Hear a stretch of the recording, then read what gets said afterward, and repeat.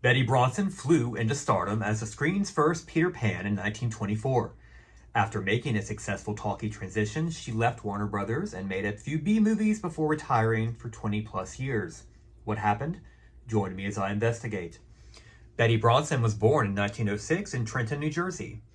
In her early teens, she apparently convinced her family to move to Hollywood so she could break into the movies. After a few bit parts, she got the chance of a lifetime at the age of 17.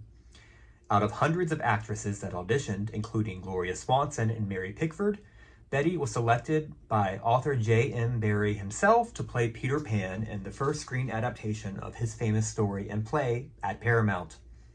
The film co-starred another unknown, Mary Bryan, as Wendy, and established star Esther Ralston as Mrs. Darling. The three actresses would go on to become lifelong friends. Peter Pan launched Betty and her two friends into superstardom. She and the film got excellent reviews, and the film was a hit.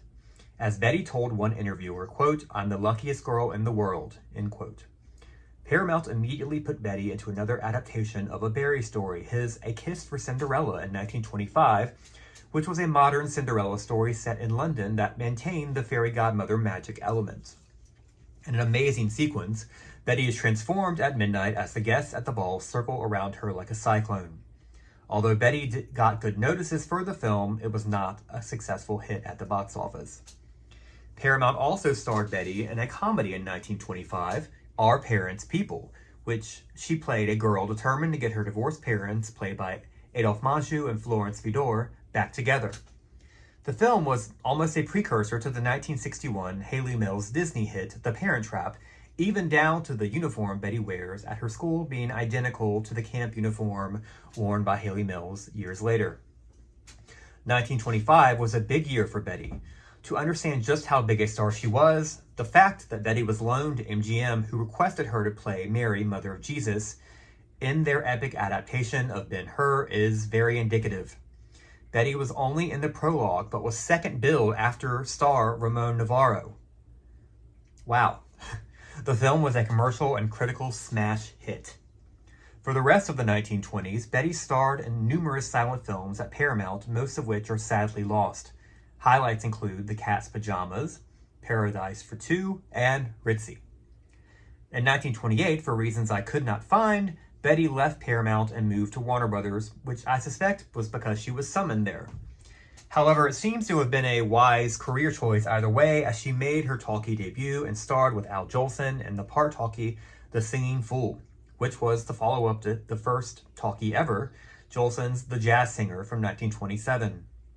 The Singing Fool was the most commercially successful film of 1928, bringing in almost $6 million, which would be $108 million in 2024. According to one source, it was the most financially successful film until Disney's Snow White was released in 1937. Following the success, Betty stayed at Warner Brothers for 4 more pictures.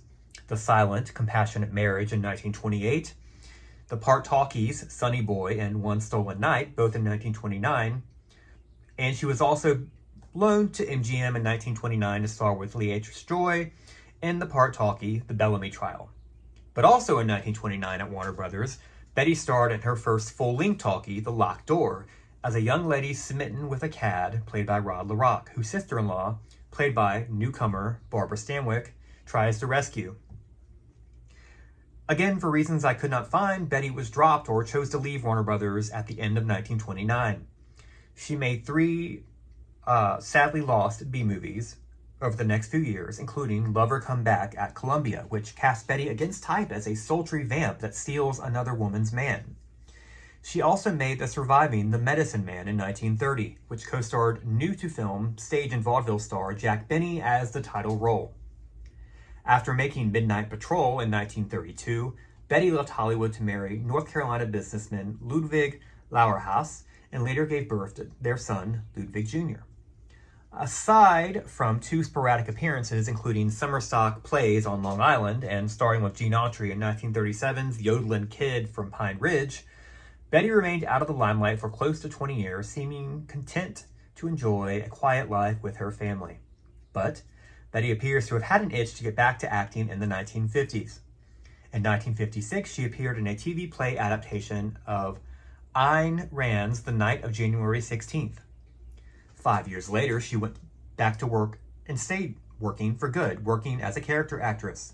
First, she had a bit part as the mayor's wife, sharing one scene with Bette Davis and Anne Margaret in Pocketful of Miracles in 1961. She made guest appearances on multiple television shows, including a memorable turn as William Frawley's high school sweetheart on a 1963 episode of My Three Sons, and as a runaway's grandmother on the Ben Gazzara drama Run for Your Life in 1964.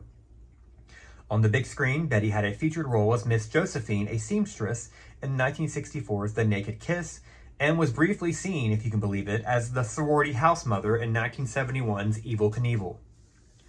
Also in 1971, Bette guest starred on an episode of the popular Robert Young drama Marcus Welby, M.D.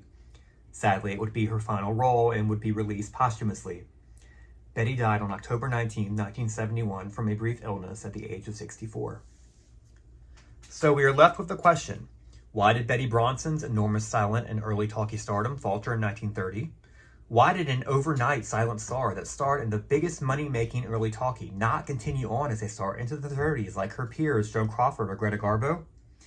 I think the answer lies with Bette leaving Warner Brothers at the end of 1929, which I still can't find any information on whether that was her choice or she was dropped. However, I can safely say that the choice was hers to walk away from movies altogether in 1932. In 1933, she told an interviewer, "Of course, I guess people will remember me best as Peter Pan, but I can't stay that way of life, and movies are two different things." While this quotation, which was published again in her obituary, is slightly cryptic, it does seem to shed some light on her decision to retire for over 20 years. Like many silent stars that were worked to exhaustion, like Clara Bow, Bette was exhausted.